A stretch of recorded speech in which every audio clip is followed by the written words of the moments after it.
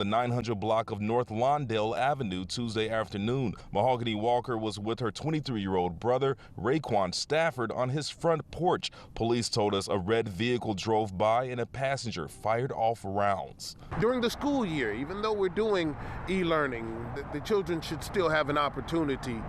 And this is just like the summer. And now it's getting cold in Chicago, but it's still just terrible. Mahogany was rushed to the hospital in critical condition after she was shot in the chest. Raekwon was hit in the armpit and chin. He was pronounced dead at the hospital.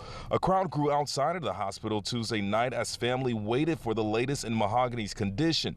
Her father boldly said something has to change and how these gunmen are being raised. Half of the shooters out here not even 16, 17. But the law said you can't spank them. Guess what? If you allow them to whip their guess what?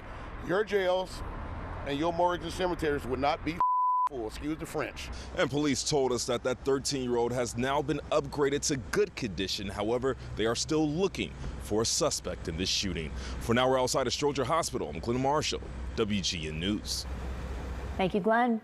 Meanwhile, Supreme Court nominee Amy Coney Barrett is facing a third day of questioning in her Senate confirmation hearing. Barrett has repeatedly stated she cannot legally say how she'd rule on cases until they come before her. Democrats worry once on the bench, the conservative judge will rule to overturn the Affordable Care Act and abortion rights and side with President Trump if this year's election ends up before the high court. Barrett admits sharing views with the late conservative Justice Antonin Scalia, but says she will make her own decisions. When I said that Justice Scalia's philosophy is mine too, I certainly didn't mean to say that every sentence that came out of Justice Scalia's mouth or every sentence that he wrote is one that I would agree with. When I said Justice Scalia's philosophy is mine too, what I meant is that his jurisprudential approach to text, as we've talked about originalism and textualism, is the same that I would take. The Republican-controlled Senate is expected to confirm Barrett before Election Day. We'll have more on today's hearing, including some insights on the focus on Barrett's family later in the newscast. Meantime, the Fourth Amendment will be the focus in a police shooting case before the U.S. Supreme Court. The Fourth Amendment protects us against unreasonable searches and seizures. Roxanne Torres filed a civil rights lawsuit against police officers who shot her. She got away, but was arrested the next day. Torres alleged the officers used excessive force in violation of her constitutional rights. But the Court of Appeals found she cannot sue for unreasonable seizure because she wasn't taken into custody right after that shooting. But the Supreme Court has said a seizure includes any physical force to restrain movement, even if it's unsuccessful.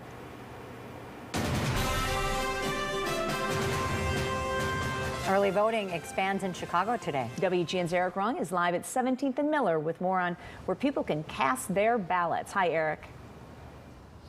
Good morning. Polling places are now open in all 50 wards, and just as the Loop Super site saw on its first day of early voting, there were lines. Did you expect a line?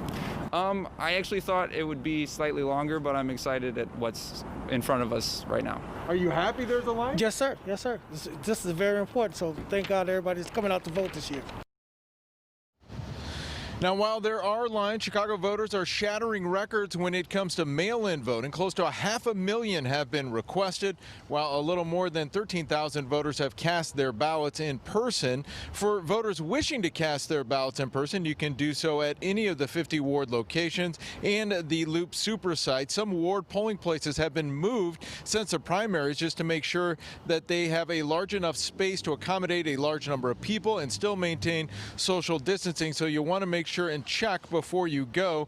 You do not have to live in that ward to cast your ballot there. Also, at every ward polling place, you will find a secure mail-in ballot drop box. Election officials are stressing if you do plan to use the United States Postal Service to get ballots in the mail as soon as possible, as soon as you make your selections, to ensure they get in on time and are counted. Statewide, more than 660,000 voters have cast their ballots either by mail or in person. This election is shaping up to see a huge voter turnout. We're prepared for this election, and given the large turnout expected, we want you to be prepared too. I cannot stress this enough.